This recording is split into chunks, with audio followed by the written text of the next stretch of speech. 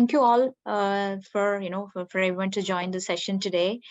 And just to set the context right, and it's indeed a pleasure to meet with all of you, uh, kind of meeting partners. I mean, meeting all of you, building innovative solutions, and then looking at ways and means how to kind of bring that additional value to your solution, right? So we are really here to support you in that AI journey.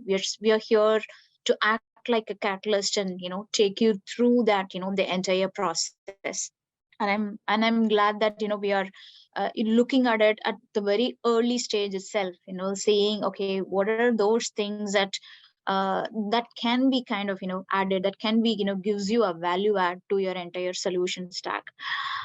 So that's really interesting for us to look at.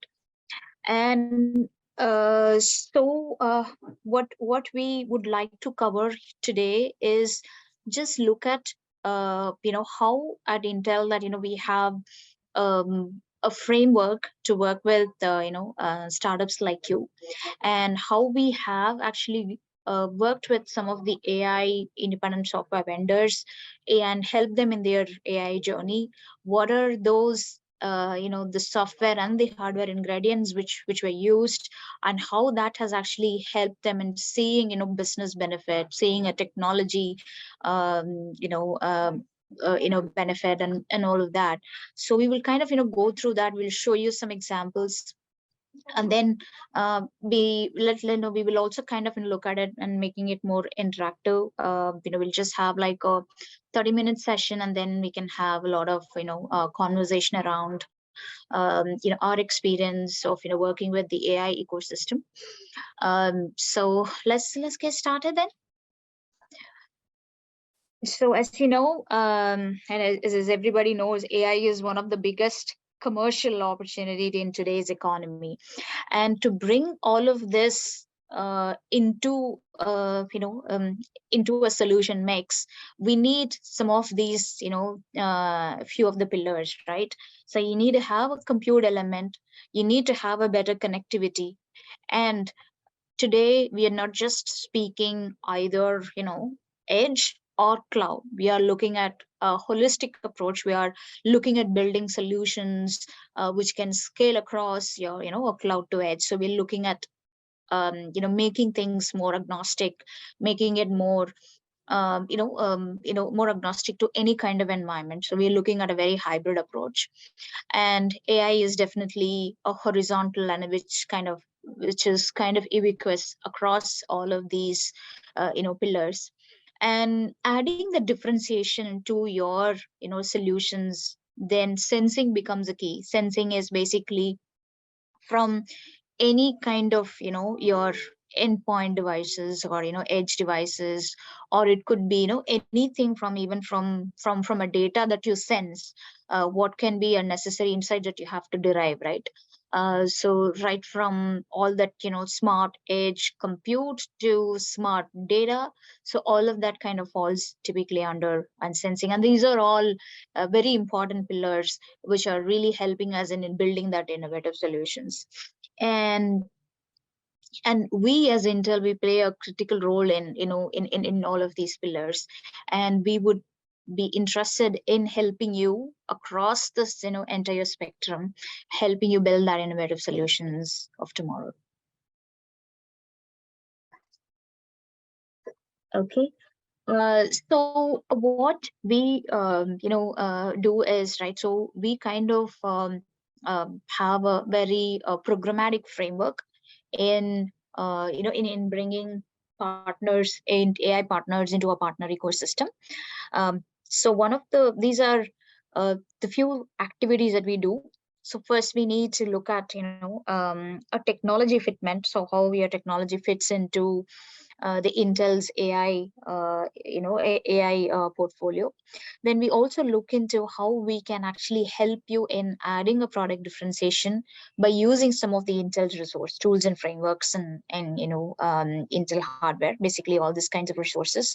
We give you a complete technical hand holding, and be it the technical resources from our side, getting you access to our sandbox cloud environment so that you can test it across various different architectures, and to also help you in help you in kind of learning new technology, learning new things which are coming in AI, right? Because it's not like we were just speaking about LSTMs and SSDs in the past. Now how much we don't know the kind of NN topologies that we are working with today, right? There's just earlier on there was just one or two versions of BERT, and now there are like dozens of them on the ground. So things like that we would kind of help you in also learning as we work along the course of this journey.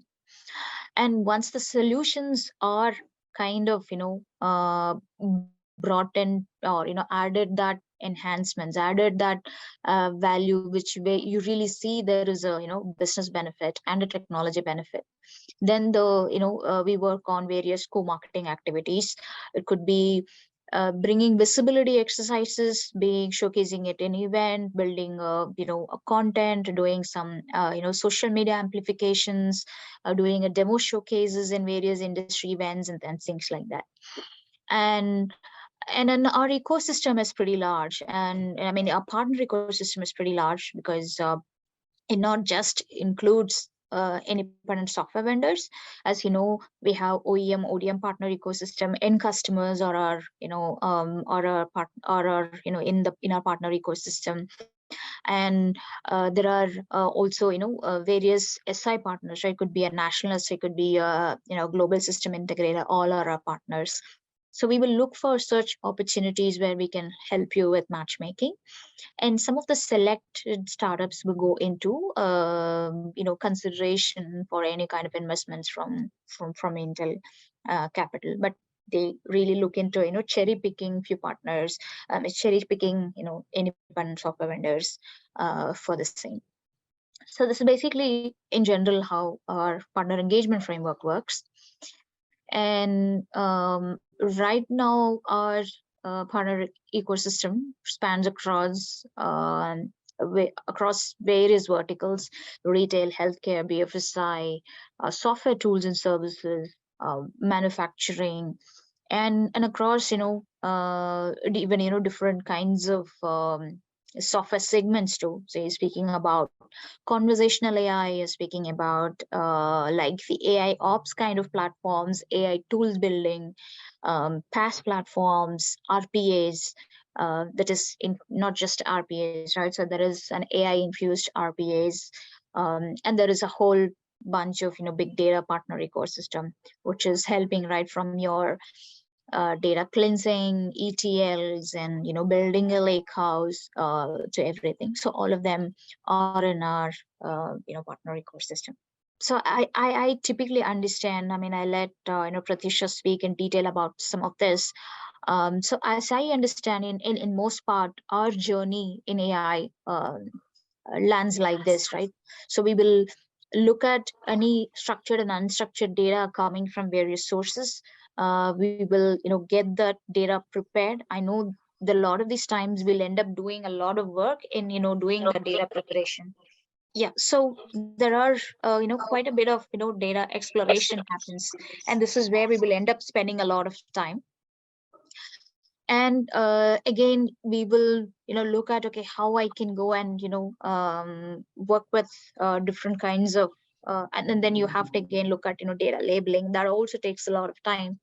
Then look at what kind of topologies will basically help me in will be the best topologies for me in the model development. It could be, okay, maybe, and then you will do a variety of tasks in doing your tuning your hyperparameters.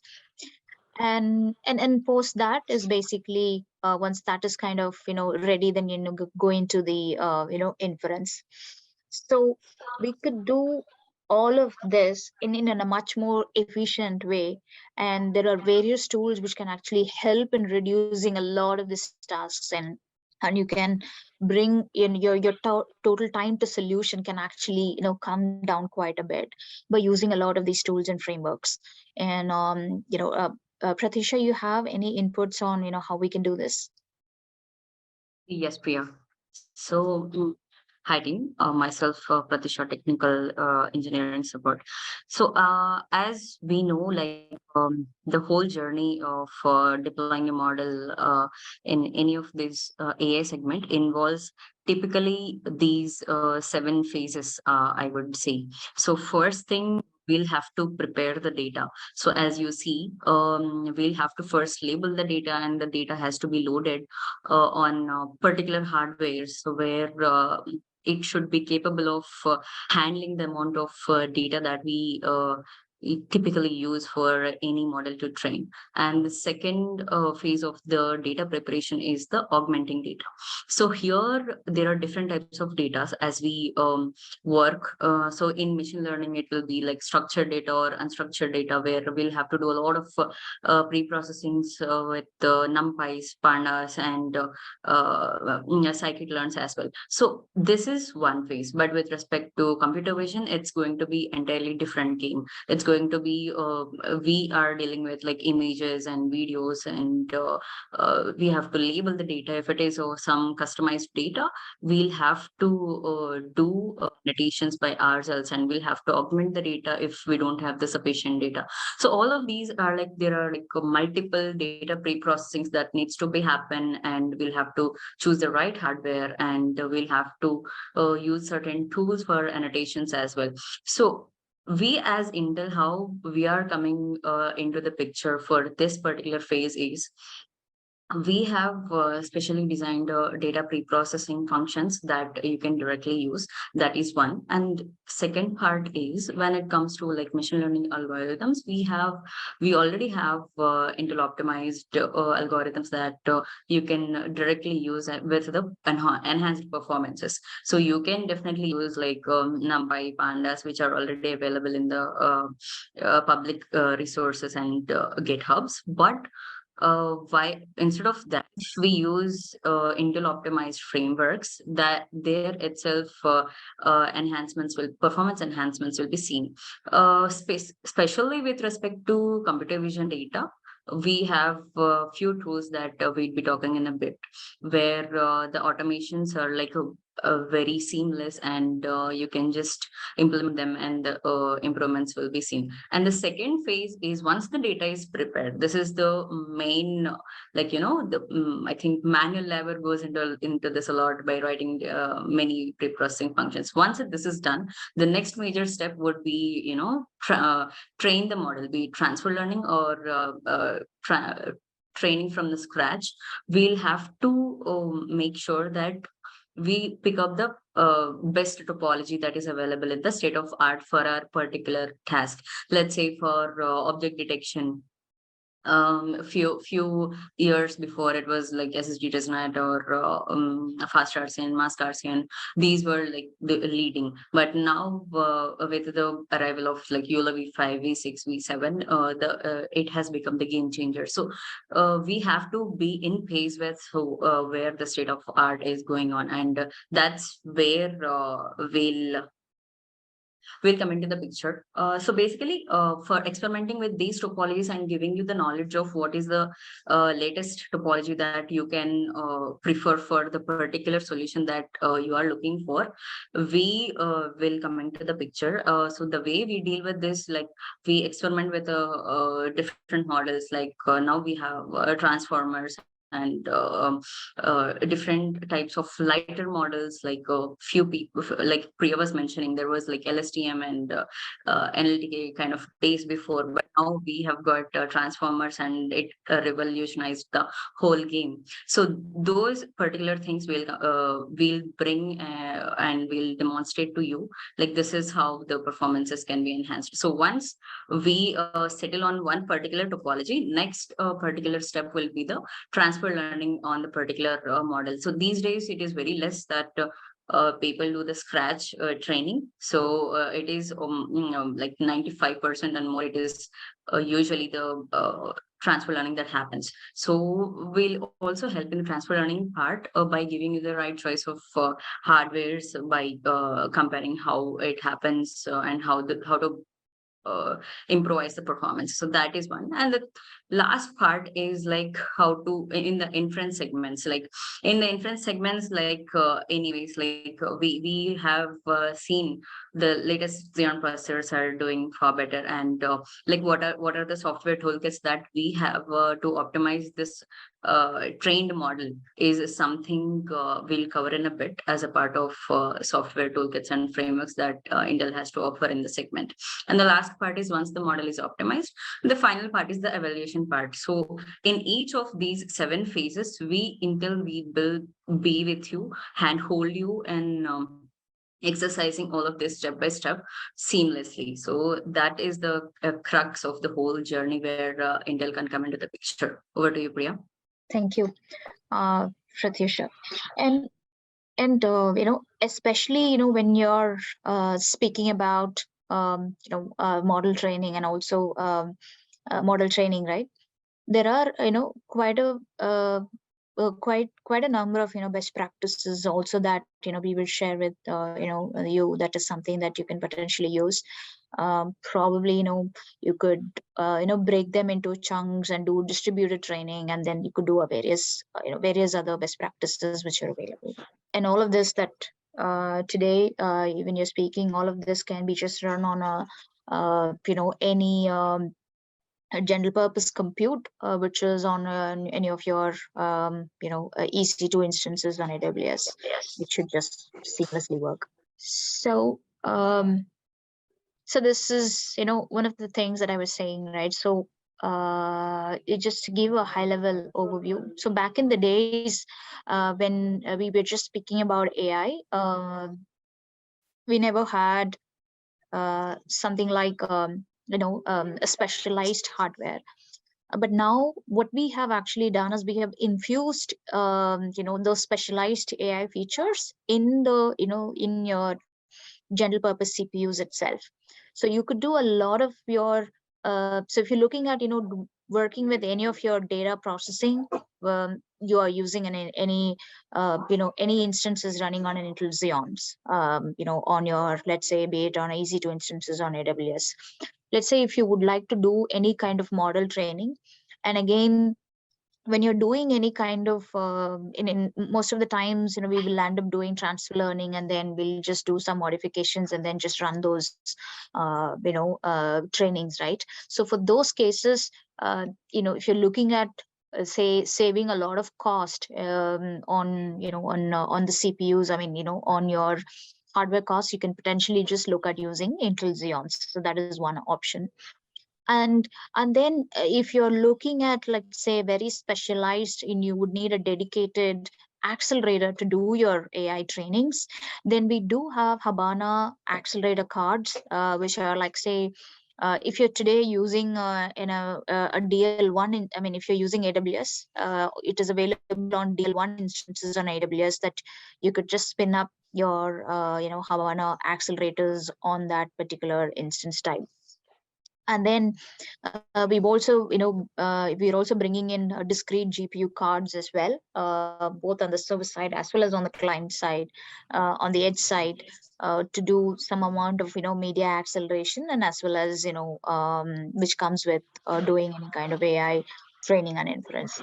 So that's basically on your model training, and as well as on the deployments we do anyways have all of the let's say compute nodes, the instances that you see, most of the instances on AWS is all running on Intel Xeon.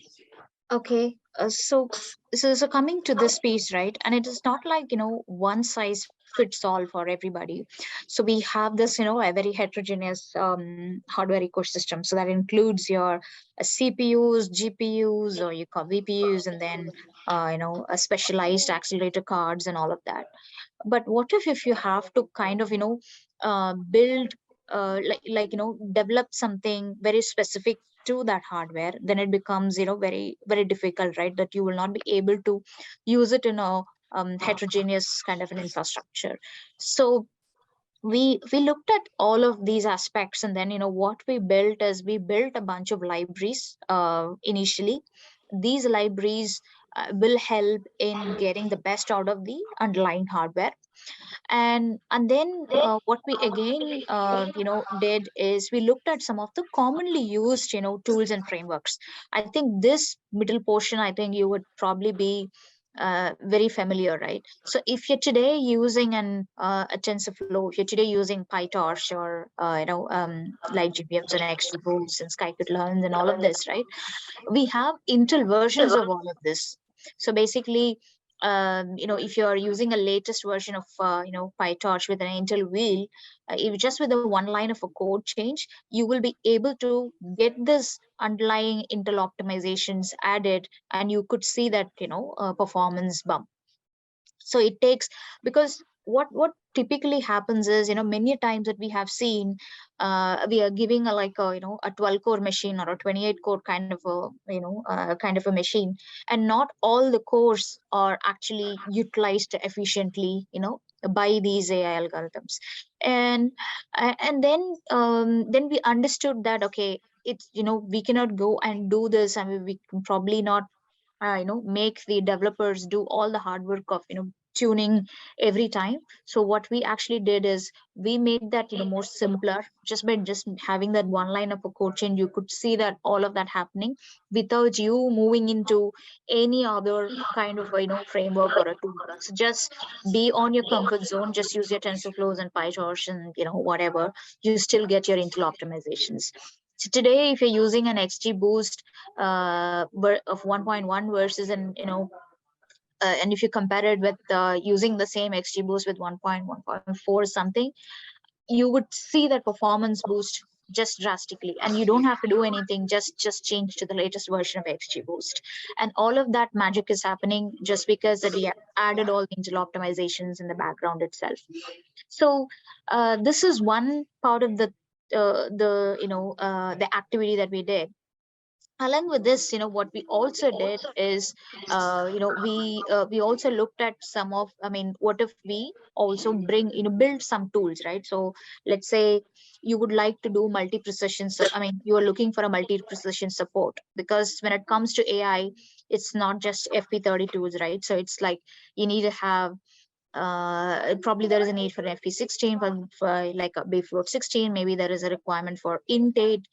You're looking at shrinking the model, so you could use that resource, compute resource, for bunch of other tasks, or maybe for a for a better throughput and things like that. So then we built some tools for that, like let's say the neural compression toolkit. And we also built a holistic toolkit, which is called the, especially we started with open we started with computer vision workloads, and what we call that toolkit as Intel OpenVINO toolkit. This includes a model optimizer. It includes an inference engine. So it includes a lot of other toolkits which are built in there. So and it is very specific to your like say deep learning tasks, right? So we also have a model zoo also, which is a part of the OpenVINO toolkit. So you can take some of those reference models and then probably do some retraining, or modify it to an extent that you would like to use this OpenVINO's inference engine, use the model optimizer to optimize your model. Okay, it would look at what layers are really important in your model and what layers are not important, and it would help you optimize your model. And when the model is optimized just by using this OpenVINO toolkit, then the performance definitely goes up, right? So these are things that we have made that easier for developers to make use of. So OpenVINO toolkit is available as open source that you can go and use. And let's say for doing any kind of hyperparameter tuning, we have a tool called SIGOP. Then there are various other toolkits which are which are also available based on whatever solutions that whatever workloads that you would like to optimize. So there is and there is a whole list of toolkits under the one API that Pratisha will cover in the next slide. We'll go into details of what each of those are and how that you can benefit from that. Thanks, Priya. So as Priya was mentioning, like we have different optimized frameworks and toolkits for a deep learning purpose. Similarly, we have one of the famous toolkits that is used in the ML segment. That is one API. As the name suggests, under this one umbrella, we have multiple toolkits that are available. So under the segment of deep learning, we have you can use Intel optimized version for TensorFlow, PyTorch, and OpenVINO as well. So the way it works is like it has internally built like optimizations like OneDAL, which is data analytics optimized pipeline, and it has math kernel libraries where the computations of any kinds of calculations that can be made faster, and all of these have to be mapped with the best hardware, where we have specific instructions like AVX Vital and AVX Vital WinNI. Those kind of instruction sets of the processors. So specifically coming to one API AI toolkit, you can see here in the left side, data analytics and machine learning segment, we have accelerated data frames. So one is Intel distribution of modern, which is nothing but the optimized version of pandas. So it is a typical practice that we use NumPy and pandas for machine learning data preparations.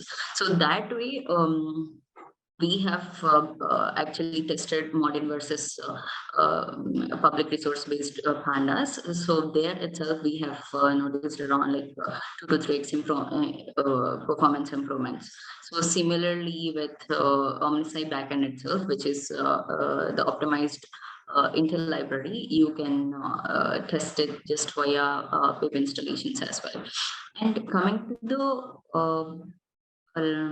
packages and libraries for ML like XGBoost and Scikit-learn and the AlphaPy. These are the specifically Intel optimized frameworks. Like all you need to do is just we just install the Intel versions, and then there is no need for any code changes, extra code changes that need to be done in the inference scripts or the data pre-processing steps. So that is one good thing.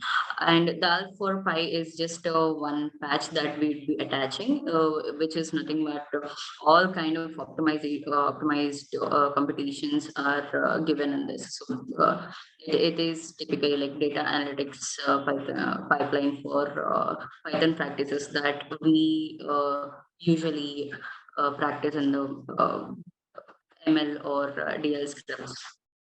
That way, be it ML based frameworks or data pre-processing frameworks or deep learning based optimizations or some framework optimizations, if at all we are looking for, then one API is a house where you can just knock on one particular door and you can have it. So and the good part is there won't be any of the code changes, major code changes. It's just like 1 or 2 layer imports that you'll have to do, and the optimizations will be on hand. And all of these scripts that are I'm talking about can be deployed both on CPU and GPUs just by changing the device arguments that are given. So these are the like supported hardware architectures, and all of these are available in the Intel installers and Docker or Anaconda environment or Intel Dev Cloud for that matter. So Intel Dev Cloud is something we touch upon, or that is now the sandbox that you would get to test upon all these architectures on different Intel processors. So that way, one, you'll have hands-on experience, and you'll have the better performance enhancements on all of the libraries that you usually practice in the data science field. I can see one of the questions. Are these optimizations mainly on the training side or on the inference side? I think this is a good question. So the software toolkits that we have been showing here, for Intel optimized TensorFlow or PyTorch, all of these are like can be applicable on both the sides, but for inference, definitely all of these optimizations will be seen only on the latest Xeon processors. on the training part of the side, we most of the training practices these days with the same kind of optimizations can be done on CPUs as well, and you can see the performance improvements. And now that I mean, when data model deployment was displayed by Priya, she mentioned that we have Havana Gaudi instances as well in AWS. So under DL1 instances, you can apply the same optimizations, and the training side of will have the performance enhancements as well. So to answer your question, these optimizations can be applied to both sides of training and inference as well. I would say mainly inference, but both can be answered.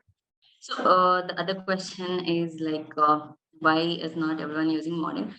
So people aren't aware of the existence of the modern. Like, as even though the famous toolkit OpenVino, only very few people tend to know that it something like that exists. So as we speak with the customers or communicate with the customers about the tools that we are having, they kind of tend to start using the tools, and they come up saying that the performances are the performance that are given by the tools are far better. So it is up to you.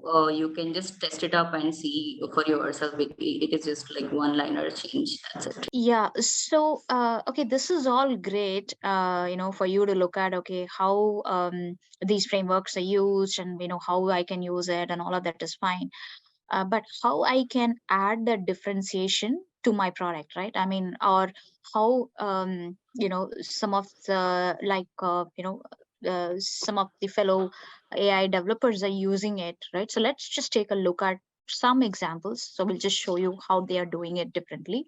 One is how they are looking at addressing some of their customer challenges, how they are looking at various performance metrics, and seeing how that can improvise, which can help in various which help them in various factors, right? So we'll just look into all of that. So let's just start with one example.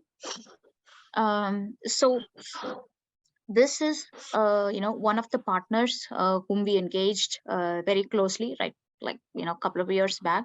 Now they were like very early in the game, and now they are one of the, I think, they were like series B funded. I think now they are even they have a better customers, and they are like they have a very solid base right now. So Yellow Messenger is one of the leading conversational AI platforms today, and they had a very difficult technical challenge that they had. They said they wanted to bring down their inference time. So basically they had usually what happens is that in a normal intense classification kind of tasks, you need to look at how much latency is basically key, right? I mean, how I can think about getting a better latency. Low latency is just something really really critical for these kinds of use cases. So and they came to us, and then when we kind of analyzed the workload, we identified that there was this pretty much a lot of gap in terms of the cores were not really utilized properly, and they've been doing a lot of customer conversations that they were throwing it to these. I mean, there were like more number of threads were actually running. Though there were like more threads were actually running on those processors, what's really happening is it is not efficiently utilizing all the cores in the processor. So then what we actually help them is we just ask them to kind of look at optimizing the model first using the OpenVINO toolkit. They optimize the model. When they just optimize the model just with an FP32 itself, they were able to see a good performance improvement. So just that few minutes of their latency improvement help them in saving. I mean, most of them, their workloads are all running on the cloud. They are like kind of born in the cloud kind of a startup, and just by running things on the cloud, they could improving the latency, they could actually also save a lot of a lot of money in their when they're spinning up those instances on the cloud. And not just that, when you're looking at, one was your cost reduction, two was definitely your query resolution, becomes much faster, right? Because when you can improve your latency, then there is no lag, and there is no lag, there is a better customer experience end of the day. And in these kinds of use cases like conversational AI, customer experience is pretty much very, very important. And this is where a very low latency kind of scenario really helped. And this is just one such example. We worked with many partners in the conversational AI space.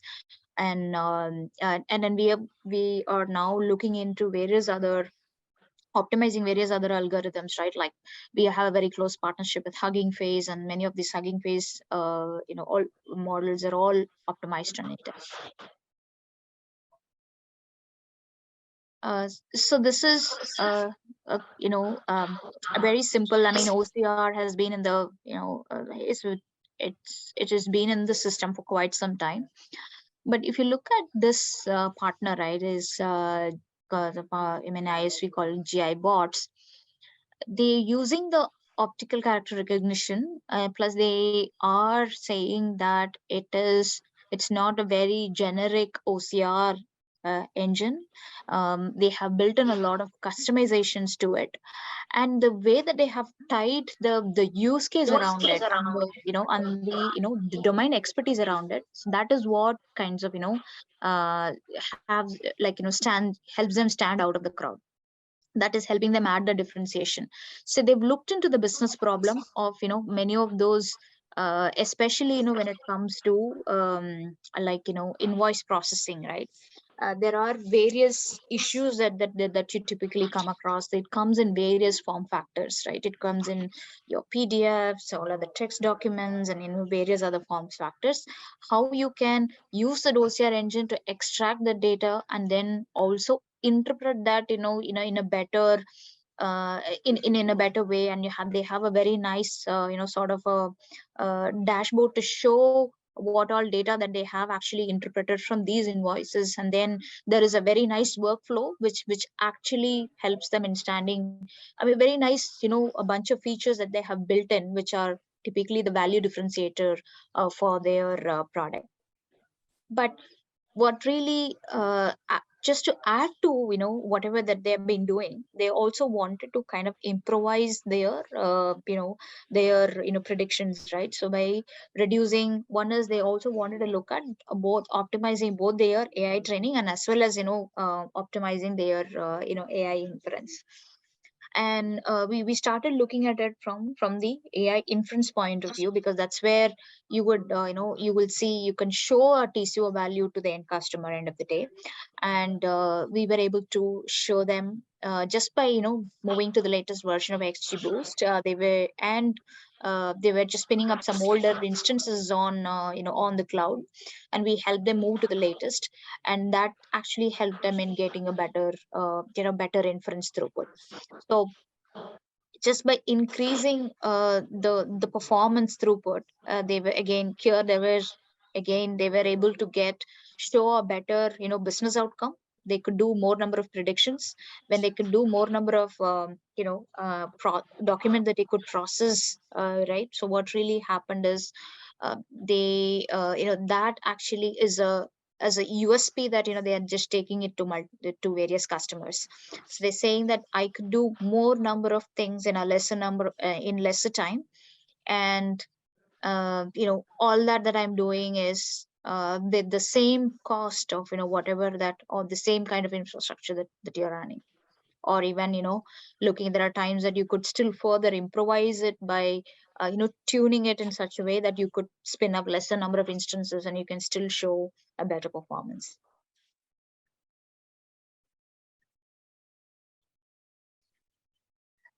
Okay.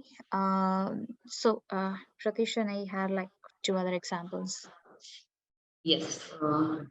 Team here, this is one of the recent customer engagement we had. We can't reveal the customer name as per the NDA. This is a one good example to demonstrate why is it important to have a software optimization along with the right choice of hardware. So the customer requirement here is they are looking for QR code scanning as a part of their application onboardings as per the QIC, know your customer practices. So there, the fundamental task that is involved is object detection. The task is to detect the QR code scans and then provide the outputs as per the QR codes. So here, it is an online inference that is happening, and it has to be as quick as possible. So they have done their topology experiments. The customer has already picked up the best model in the segment, which was YOLO V5 at that moment. At that moment, we don't have this V6 and V7 series yet started yet. So they were already good in the part of model selection. So the ask they had was like one to improvise the training piece of it, and the other is inference piece of it. Their ask is like to bring everything under 3 milliseconds for inference, and for training purpose, they wanted to automate it with via some tool that to save their number of hours. We'll have to come up with something. So for the phase one training, what we have given them as a choice is like computer vision annotation tool. This is one toolkit that Intel has developed from scratch, and there what we had is we take the YOLO V5 model which they are using, and then we kind of optimize the model, and then we give it as an input. So that is one part, and the amount of performance improvements that we have got here is like they were able to save like 10 to 15 hours of training time and creating the labels out of it. So that is a huge win for them, and then they just implemented it as soon as they were able to implement it in their environments. And the second piece of it is the online inference part. So the model is ready and the annotation is done, and the model is trained, and now the next piece is like they were getting like 10 milliseconds of inference latency with YOLO V5 optimized model. So like I'll speak a bit on the optimization piece. So as I was mentioning, there is an OpenVINO toolkit. So how to use it is something like we'll just input the PyTorch based model weights, and then we'll get the optimized piece of the model. So that optimized piece of the model is something that we propose the customers, and then we have given them the benchmarks that you are seeing here. So there are like three different instances we have chosen. One is C5N to X large, which is compute optimized, and the second is M5N, which is general purpose, and the third is memory optimized, which is R5N. So if you see, the compute optimized is a Skylake, which is the first generation Xeon processors, which means to say the capabilities are a bit lesser than the second generation processors, which are mentioned for like M5N and R5N. So for C5, if you see, there is just AVX 512, but the capabilities for the rest of the two instances, we have VNNI as well. VNNI is nothing but vector neural network instructions. Basically, it speeds up the computations of int8 bit-based calculations. So if you see C5 and 2x large, the performance improvements that we are able to bring in with OpenVINO int8 model is just around 2.7x.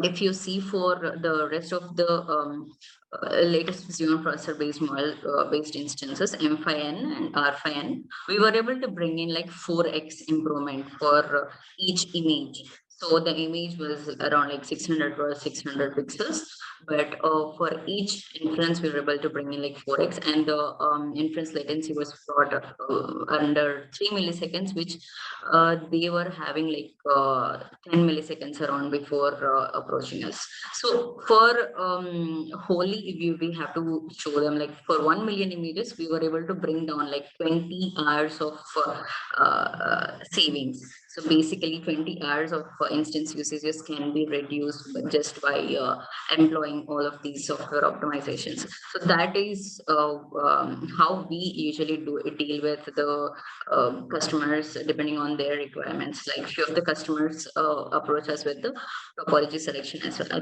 think we are on top of the hour. We'll give it to you if you have any questions to ask.